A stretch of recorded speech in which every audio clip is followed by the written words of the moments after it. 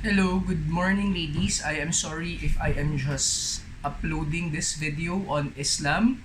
So, we already finished discussing what Judaism is and what Christianity is. And when we discuss Judaism, which is also the origin of Christianity, we focus first on its background. In other words, what is the historical origin of the religion? Now, in order for us to understand really the idea of Islam, it's very important that we look at its geographical location or the location where it originated.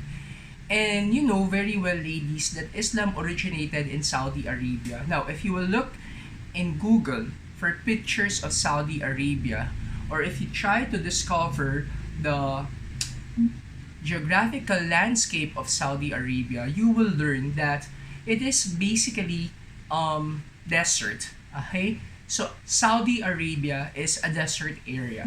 And try to go back 1,350 years ago. Definitely, Saudi Arabia does not look like the way it looks now.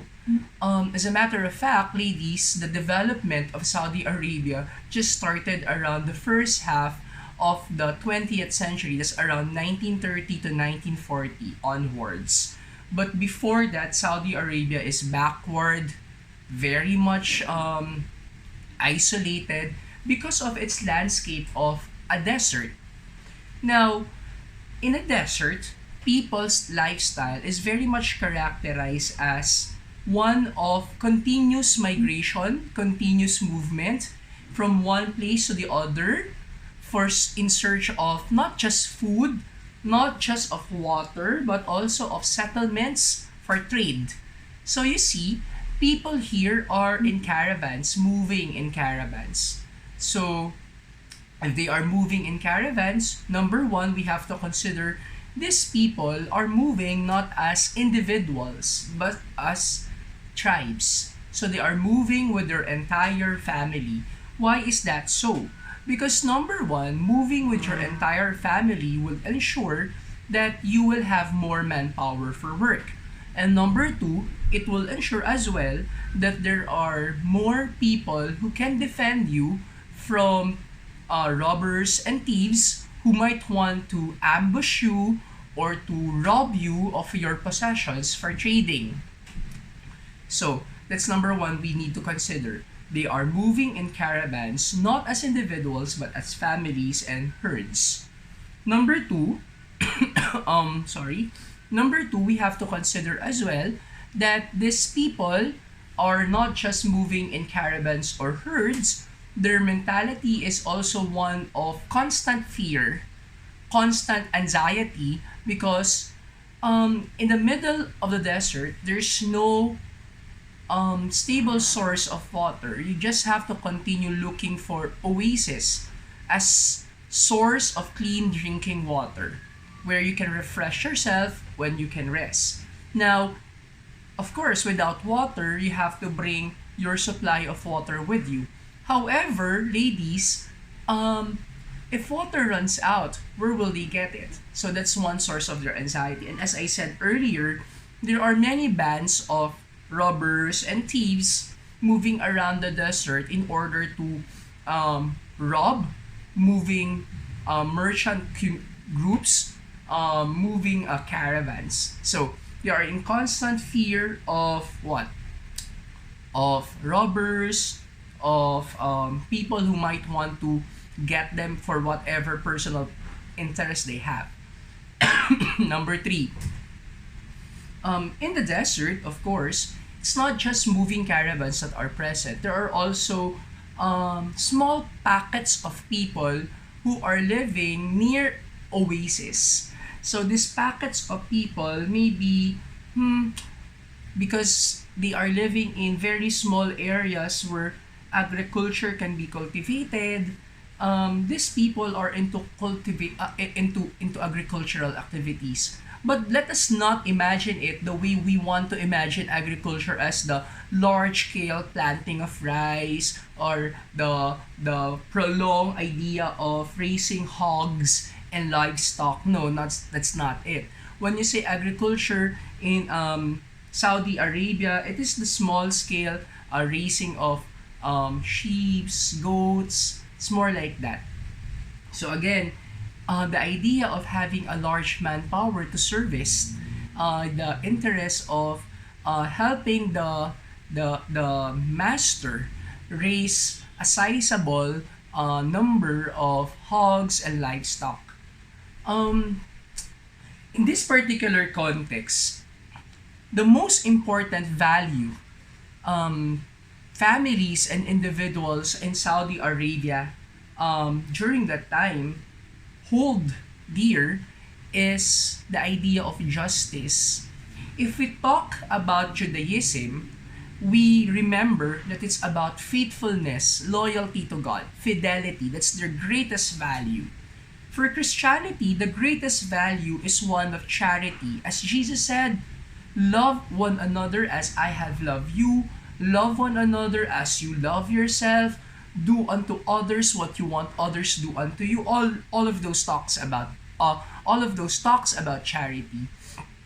But with Islam, it is basically about justice. When we talk about justice, how do we define it? Justice is giving what is due to people. It is acknowledging the truth that people requires this particular things. So when you say justice, it is giving what people requires to exist. Now, how do we put that in context? Um, well, as I said, the origin of Islam is in the desert area of Saudi. So, people there would constantly need or require water, would require work, would require food for survival. And that is the truth. And you cannot just get from them their water. You cannot just get from their food. You cannot just get from their livelihood. Because when you get their water, food, you kill them. But when you get from them their livelihood, you remove them from the community that sustains them. So it's very, very important. For these people, the idea of justice, and that is the operating value of Islam, truth and justice. So, maybe that explains why in modern Islamic consciousness, our Muslim friends would always push for give what is due to people, and we must not misunderstand that. Okay? So when we say justice, it is for them giving what is appropriate, acknowledging what is the truth that other people require. Um, for example, the idea of having several wives for one Muslim husband, it is not just of caprice or whims. No, it's not just that. The idea of having several wives, a maximum of 4 for a Muslim husband, would deal with the idea of knowing the truth of whether or not you are capable of sustaining what this all women require for them to feel that they are beloved as wives. And that is not just physical or material or financial support. It also mean that you provide them with equal amount of love and affection. And you have to acknowledge the truth that am I capable of doing that, or will I be not very just in giving them? Will I have favoritism? So that's one idea. But we will not discuss further the history of Islam. Of course, definitely we know Islam to sorry, to have been founded by the Prophet Muhammad, and the Prophet Muhammad received a revelation from God through the angel Gabriel. Okay, so very much like Hinduism and Christianity, Islam is a revealed religion. Okay, now let us focus on the five pillars of Islam. Okay, the first pillar of Islam is what we call the profession of faith or the Shahada. What is that? It is the declaration that there's no other God except Allah and there's no other prophet except Muhammad. So when you say there is no other God, ladies, you have to understand when you say Allah, it is the generic term for God in Saudi and in the middle for Arabs. Okay? When you say Allah, it is the generic term for God. Going back 1,350 years ago, there were several gods in existence in the Arabian Peninsula. Okay? They were polytheistic. Okay? You have to understand that each of their concerns have a corresponding God. Remember our discussion on how polytheism came to be. The different facets of life should have a corresponding ultimate or absolute reality that is in control of it. So, very much like that, the people of the Arabian Peninsula subscribed to different gods. And these different gods were in constant opposition and competition against each other.